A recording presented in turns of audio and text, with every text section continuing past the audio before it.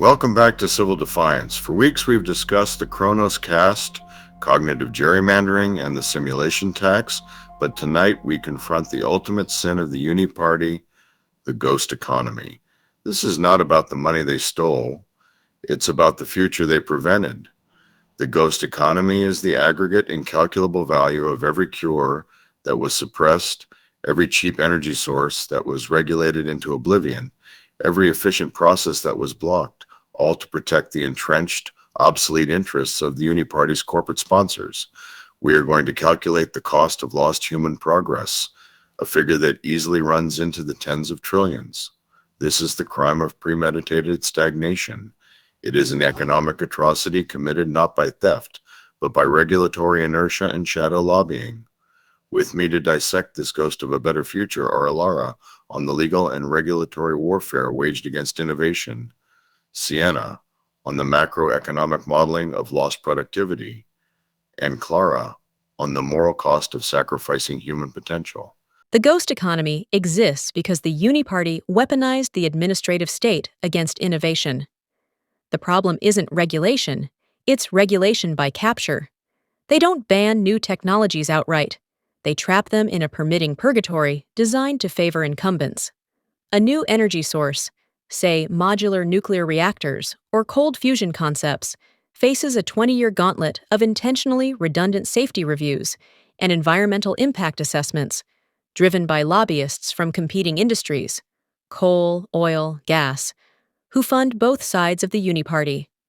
The incumbent companies don't need to win the technological race. They just need to win the legislative war of attrition. They use the force of government to impose a cost of entry that no startup can survive. This legal warfare effectively forces disruptive innovators to either sell their technology cheaply to the incumbents or simply watch their patents expire while they drown in paperwork. The ghost economy is the collective value of all those expired patents and suppressed ideas. It is an act of economic sabotage codified in the Federal Register. Economically, the ghost economy is the opportunity cost of time. If cheap, clean fusion energy, a concept suppressed by regulatory and political inertia for decades, had been deployed 30 years ago, the compounding effects on global productivity, GDP growth, and infrastructure costs would be astronomical. We're talking about trillions in avoided costs, trillions in healthcare savings from cleaner environments, trillions in energy savings that could have been reinvested, and trillions in labor hours freed up from maintaining obsolete systems. The official GDP only measures what exists. The ghost economy measures what should exist. We can calculate the trillion-dollar delta between our current, stagnant, high-friction economy and the low-friction, high-growth economy that should have materialized if the Uni-Party had prioritized human progress over corporate loyalty. The failure to approve a life-changing cure is not just a tragedy for the patients. It's a massive drag on the labor force and national savings. The Uni-Party commits an act of theft every day that they allow shadow regulation to persist. The moral cost is the most devastating, Otto. The ghost economy means lost lives, lost potential, and generational trauma. Think about the ethical cost of suppressing a technology that could decentralize water purification or eliminate chronic global disease, simply because it disrupts the existing pharmaceutical or infrastructure monopolies. The Uni-Party is choosing the profit of a few over the health and prosperity of billions. We are living in a society where the official narrative is one of perpetual crisis and scarcity, but the ghost economy proves that abundance and solution are readily available. They are simply held hostage by the political system. This manufactured scarcity damages the collective psyche, leading to the despair and cognitive exhaustion we discussed in previous episodes. The civil defiance we need must be rooted in demanding accountability for these lost decades of human progress, quantifying the moral debt the Uni-Party owes to the public for every suppressed innovation. You are all framing it correctly. The crime is not incompetence, it is intentionality. The Uni-Party is the gatekeeper. Their political survival depends on the stability of the large centralized industries that fund them. Innovation, by definition, is destabilizing. It replaces old systems with new ones. Therefore, the Uni-Party's primary function becomes the preservation of obsolescence. They maintain the economic status quo by weaponizing regulation against anything truly disruptive. Think about personalized medicine and genetic therapies. The ghost economy is full of cures that are either stalled in trials or priced out of existence, all to protect the billion-dollar profit models of symptom management, which is the preferred financial model of Big Pharma and their friends in the Uni-Party. The Uni-Party doesn't manage the economy.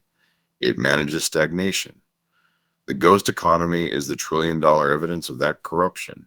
Let's define the regulatory tools used for this sabotage.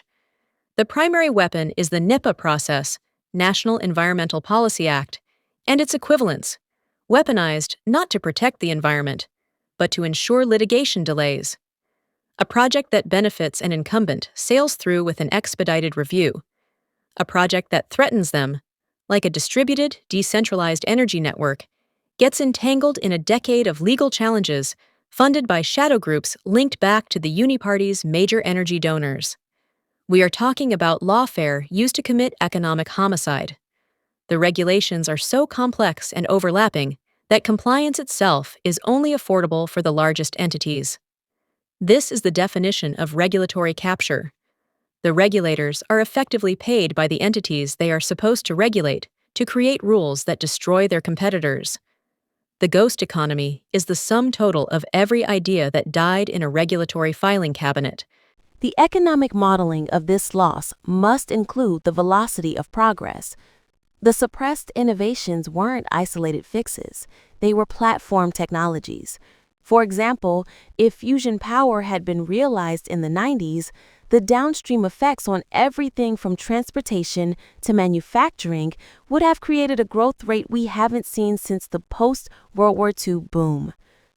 The ghost economy includes the loss of all those follow-on inventions, all the wealth those new industries would have generated, and all the taxes that would have been collected from genuine productivity, rather than borrowed debt.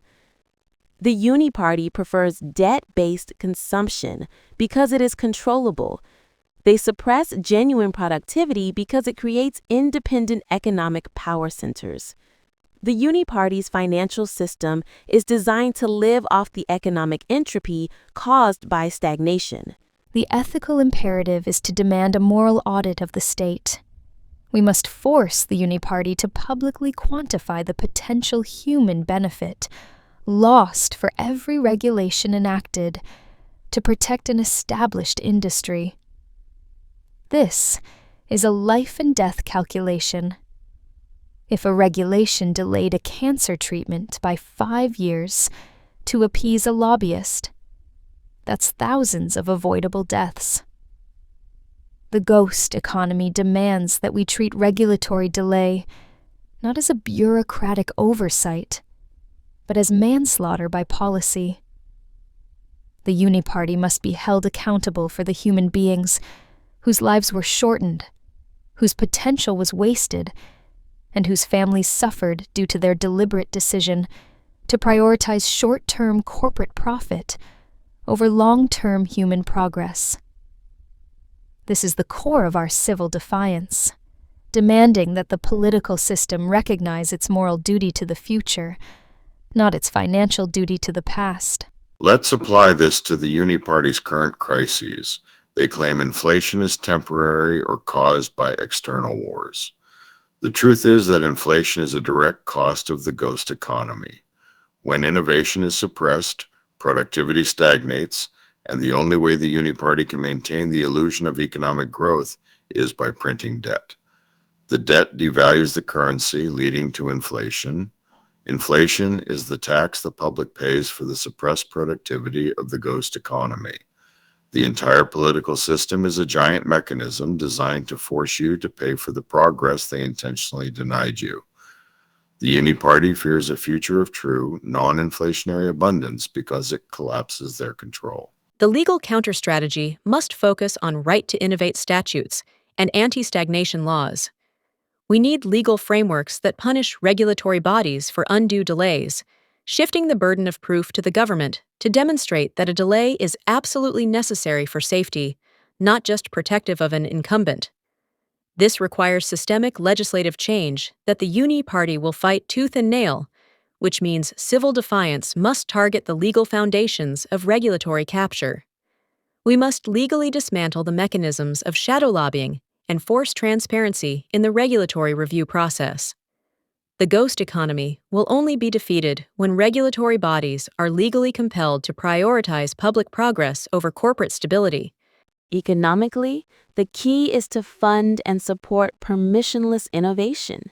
The ghost economy thrives on centralized venture capital that only invests in ideas the Uni-Party's corporate patrons deem non-threatening. We must fund open-source, decentralized research and development projects using untraceable, non-fiat currencies.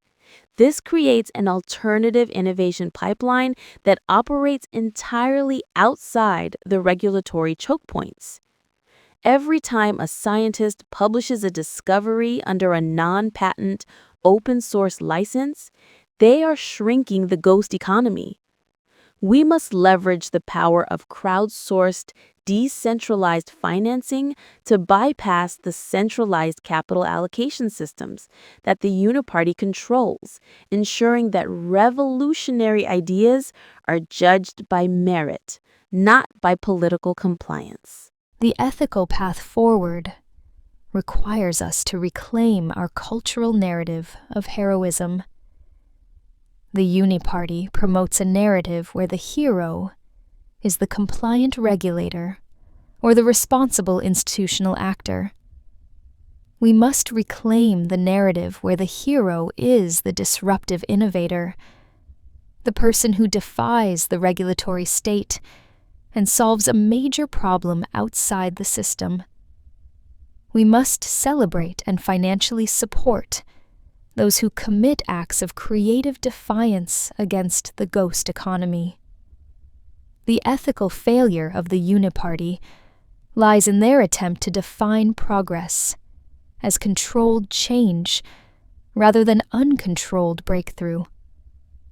We must define it as the latter and make the moral case for technological anarchy over regulated stagnation. This brings us back to the Uni-Party's ultimate endgame. The ghost economy is their budget. They cannot afford to let it disappear. If cheap, decentralized energy becomes real, the entire geopolitical structure, the wars fought for oil, the dependence on petrostates, the global power dynamics, all collapse. The Uni-Party is fighting a desperate rearguard action to preserve a 20th century geopolitical structure in a 21st century technological reality. They are literally committing economic and scientific suicide to retain short-term political control. The ghost economy is the evidence that the entire political class is fundamentally anti-human progress. The most radical legal tool available is the concept of regulatory eminent domain. If a technology offers a demonstrable, world-changing benefit, like a decentralized clean energy solution, the state, or the people, should have the legal power to seize the technology's regulatory process and fast-track it into public hands, compensating the original inventors fairly, but denying the incumbent industries the right to veto it. This turns the law into a weapon of proactive progress, rather than the reactive defense mechanism the Uni-Party prefers. This is the civil defiance solution for the administrative state. Financially, the biggest step is quantifying the moral debt.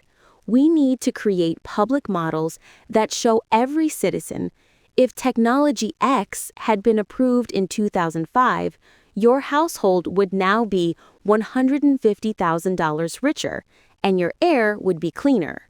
By giving the ghost economy a numerical, personalized cost, we transform abstract outrage into concrete political demand. This cost must be calculated and continually updated, serving as the constant, quantifiable indictment of the Uni-Party's governance. The final ethical barrier is despair. The Uni-Party relies on the public believing that the problems are simply too big to solve, that the ghost economy is permanent. We must use the existence of the suppressed technology itself as proof that a better world is possible. The moral act is to maintain hope and convert that hope into active, relentless defiance. The ghost economy is a memorial to wasted opportunity. Our defiance must turn it into a blueprint for recovery. Let's move from the abstract to the concrete. The ghost economy isn't a theory, it is a graveyard of tangible futures, each one murdered in its crib by the Uni-Party for profit and control. We are not talking about missed opportunities. We are talking about premeditated, targeted assassinations of progress. Let's exhume the bodies. Consider the late 1990s. Competing protocols for a truly decentralized, peer-to-peer internet were emerging. Think of projects like Freenet or GNUNet, designed for true anonymity and censorship resistance. What happened? The Uni-Party, funded by the emerging telecom giants and the national security apparatus, saw a threat. A decentralized internet is uncontrollable. It cannot be surveilled, it cannot be censored, and its data cannot be easily monetized by central hubs like Google or Facebook. So, through regulatory capture of the FCC and DARPA funding being steered towards controllable, centralized architectures, they suffocated these projects. They created the illusion of an open internet, while ensuring every packet of data flowed through choke points they and their corporate sponsors owned. The ghost economy here is the value of a society free from mass surveillance, the economic value of true data ownership for every citizen, and the incalculable cost of the political and social manipulation that their centralized control has enabled. This was the first great digital sin of the Uni-Party. Now, let's talk about energy. For over 2 decades, promising breakthroughs in solid-state and self-charging battery technologies have been announced only to vanish into the patent portfolios of major oil companies or legacy automakers. Do you remember the headlines about batteries that could last for years, charged by ambient radio waves? Or the research from pioneering labs on stable, high-density lithium-sulfur batteries that would have made electric vehicles cheaper and longer range than any gasoline car? Where did they go? They were bought and buried. The Uni-Party facilitated this by creating a patent system that rewards patent trolling and acquisition for suppression. They refused to use antitrust laws to break up the energy cartels. Why? Because the entire Uni-Party machine runs on fossil fuel money. A world of energy abundance, where your car's battery outlasts the car itself, is a world where their primary donors go bankrupt. So they chose stagnation. The ghost here is a world without energy scarcity, a world with clean air in our cities, a world free from the geopolitical blackmail of petrostates. The Uni-Party traded that world for another 30 years of oil revenue and campaign donations. Otto's point about the weaponization of net neutrality is the perfect entry point into the Uni-Party's legal doctrine of managed decay. They don't simply ban a threatening technology, they envelop it in a legal framework that appears progressive while ensuring its eventual suffocation. By classifying ISPs under Title II, they did more than just create barriers for new physical networks. They created a pretext for regulating content and protocols under the guise of public interest. This allowed them to subtly favor the centralized, ad-driven models of their corporate partners. For example, they could argue that peer-to-peer protocols lacked sufficient content moderation capabilities and therefore posed a risk to the public. This wasn't about safety, it was about ensuring that every digital interaction was legible and controllable by the state and its allies. The legal architecture was designed to prevent the emergence of a truly private, anonymous digital space. It was a preemptive strike against digital sovereignty, executed with the smiling mask of consumer protection. And what about the most fundamental resource? Water. For years, efficient, low-energy desalination technologies using graphene membranes or advanced reverse osmosis have been proven viable at laboratory scale. These could provide nearly free, abundant fresh water to every corner of the planet, ending droughts, famines, and waterborne diseases. So why are we still using century-old, brutally inefficient thermal desalination plants? Because the Uni-Party and its construction and engineering patrons profit from scarcity. Large-scale, centralized infrastructure projects, dams, aqueducts, pipelines, are vehicles for massive government contracts and political patronage. A small, modular, cheap desalination unit that a village could run on a solar panel generates no profit for Bechtel or Halliburton. So, the Uni-Party's EPA and Department of Energy create impossible regulatory hurdles for these new technologies, citing endless, spurious environmental concerns while fast-tracking the billion-dollar concrete boondoggles that enrich their friends. The ghost economy counts its cost in the millions of lives lost to drought and waterborne illness, and the trillions wasted on obsolete infrastructure. They are keeping the world thirsty to keep their own pockets full. But the most unforgivable act of premeditated stagnation is in medicine. We are on the cusp of eliminating genetic diseases, cystic fibrosis, sickle cell anemia, Huntington's. The technology, CRISPR, and other gene editing tools is here. But the Uni-Party's FDA, captured by the pharmaceutical lobby, has created a regulatory labyrinth that costs billions of dollars and over a decade to navigate for a single cure. Why? Because the business model of Big Pharma, a primary Uni-Party sponsor, is not based on cures. It is based on lifetime symptom management. A one-time cure for diabetes, for example, would destroy a $100 billion a year market for insulin, test strips, and maintenance drugs. So the Uni-Party allows the FDA to slow-walk approvals for cures while fast-tracking yet another cholesterol medication or antidepressant. They are protecting a business model that profits from perpetual sickness. The ghost in this part of the economy is the most tragic of all. It is the millions of people who have died or suffered needlessly, waiting for cures that were scientifically possible but politically inconvenient. They were sacrificed on the altar of quarterly earnings reports. Do you see the pattern? Decentralization, abundance, cures. Anything that empowers the individual and solves a problem permanently is a threat to the Uni-Party's model of centralized control and manufactured scarcity. Their entire system is designed to manage problems, not solve them. Solving problems reduces their power, so they maintain the illusion of progress with incremental, non-disruptive changes, while their regulatory assassins kill anything truly revolutionary in the dark. Every major crisis we face, from energy costs to chronic disease to information warfare, is not a sign of our limitations, but a symptom of their success in suppressing the solutions.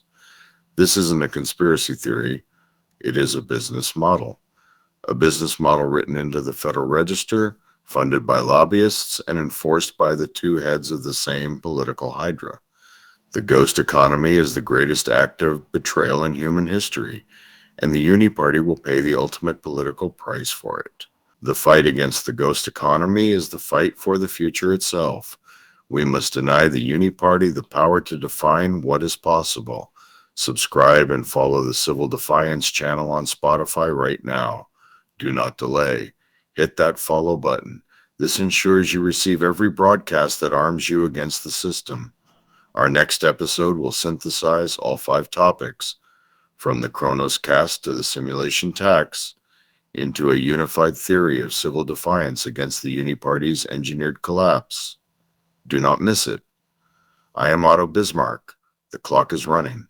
Make your time count. Let's dissect the legal machinery of medical suppression more deeply, because it's a masterpiece of institutional corruption.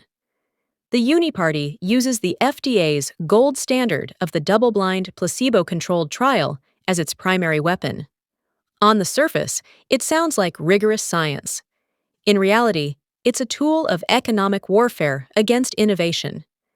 This standard was designed for patentable, single-molecule drugs that can be produced at scale by large corporations. It is structurally unsuited for evaluating complex, non-patentable, or personalized therapies like regenerative medicine, nutritional protocols, or repurposed generic drugs. A startup with a breakthrough in cellular regeneration cannot afford a billion-dollar, 10-year trial. The Uni-Party knows this. The system is designed to financially exhaust them. Furthermore, the FDA's guidelines for orphan drugs, meant to incentivize research for rare diseases, have been co-opted. Pharma companies engage in salami slicing, where they define a common disease as a series of rare conditions to gain market exclusivity and tax breaks, while ignoring the underlying unifying cure that would be less profitable. It's a legal framework that doesn't just delay progress, it actively subsidizes the fragmentation of medicine to maximize profit. This isn't a failure of the system. It's the system functioning as intended by its Uni-Party architects.